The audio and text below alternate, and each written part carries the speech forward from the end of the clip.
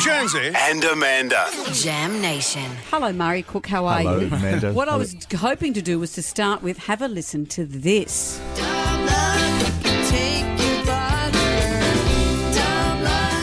This is the band The Soul Movers, and this is Dumb Luck. That's right. Soul Movers is the brainchild of Murray Cook.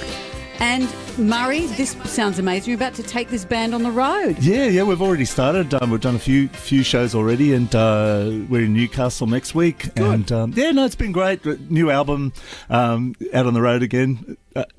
Can't keep me away. How many guitars do you have now? 50. 50. Yeah, I think something like that. Do you know them all? Like you say, today I feel like stroking that one. I have a lot of them out on stands so that I can just pick one up and give it a go. Yeah, because you've got to have them out. If you have got them stashed away, they're not. Yeah, there's no point having them. Yeah. It's quite satisfying to see a collection of guitars just all together. Do you have bass guitars? Yeah. I've got bass guitars and mandolins and lap steels and pedal steels, all sorts of What guitars. about the double neck guitar? I'm not really into that. No, I just think it's too much. Yeah, it's too much for me. Well, I just feel that it's just, come on, dude. And there was a point, I think, like Led Zeppelin went a bit crazy with, then they had the triple neck guitar. Oh, yeah. And I think Rick Nelson from Cheap Trick had one with 7 necks. Oh, really? That was just a gimmick, though.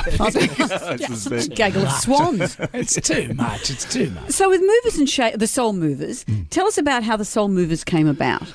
Yeah, well, originally Lizzie Mack, who's the singer, actually formed it many years ago with Dennis Tech, who was in Radio Birdman, who some of your listeners might remember. They were a couple, and they did one album, and then they broke up, and then I came across the album, and I'd seen Lizzie in venues and just seeing bands and stuff. She's really tall, and so am I, so you could see each other across the room, and but I didn't know she sang, and I got hold of this album, and she's like a really great singer. So I just got in contact and said, let's put the Soul Movers back together, and we've done. This is our 4th album together. And it's been great. It's a really great experience, and this one we're kind of the most happy with, as musicians always say about their most recent album. Is it kind of country bluesy? How do you describe it? Yeah, well, people sometimes think it's the Soul Movers, so it must be all soul, but it's more about moving the soul than actual soul music. But there's a lot of soul. There's some country tinges. There's Dumb Luck is kind of a bit Stonesy. Yeah. So we preempted their new album. Didn't you just? I don't mind that. Do you like their new song? I don't mind it. I think It's a bit cliched. It's a little cliched, but I think it's good. I think I think I like the idea of it more than anything, that they're still doing stuff, and that's pretty inspiring for older musicians. That Mick Jagger's at 80 or 81 or something, and it's still doing it. I know you're a giant music fan, and people report seeing you at all kinds of music, at all venues, all over the place. Do you still get recognised as Murray? I know if you're not wearing the red, do people still know who you are? Yeah, especially if it's older people and young people.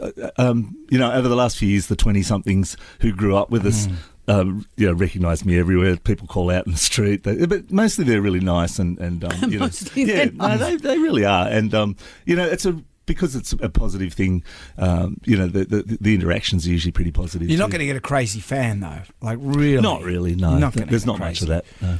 And are you looking forward to going back on the road? Because there was so much travel with the Wiggles, so much travel involved. I know that probably was quite overwhelming. Yeah, it was, and that's part of the reason why I retired from performing with them. But this is much more manageable. We usually do weekends, and then we're home for most of the week. And, Old people's tour. It's kind of like it's kind of the way most people tour these days. There's not, in the 80s when I was growing up, it was 6 nights a week people were playing, but that doesn't happen very much anymore, except if you're in the Wiggles. Yeah, exactly. I think of OG Wiggles songs because I remember seeing you guys in Wollongong in 1993. This is the early days. We had just a trestle table, and my son, who's now 31, going along, look at these blokes, and to see how far you've come. But Amanda and I were just talking about our favourite Wiggles song. Amanda, you've gone. Oh, this is my favourite one. This one, Hot Potato. Yeah. Hot potato, hot which I think is a bit of a single, really. What do you mean it's a single? Well, it's not an album track. Like I feel like the Wiggles stuff. It's not a deep cut. It's you know. I love this. Why wouldn't Well, watch that's yours true. then? Didn't Greg forget the lyrics to Hot Potato? Yeah, he did once. Yeah. There's like 8 words in it. He must be a terrible cook. My favourite one is an album track. It's Wags the Dog. My dog Oh, that is, that's... There's a bit of angst in here as well. Are these songs still in your DNA, Murray? Because when my kids grew up, and we'd say to them, remember this, because they'd been so deep into it. And it's like Puff the Magic Dragon. It had started to go a little, and I was horrified. Is it still in you so richly? Yeah, it is. It's funny because a lot of the people who interact with us are people on the autism spectrum, and they're still really into the Wiggles as adults. And but they know everything. And I sometimes get messages from one guy in particular, and he says, "Murray, do you remember in that video, blah blah blah, you did this? Why did you do that?" And I'm like, I don't even remember them.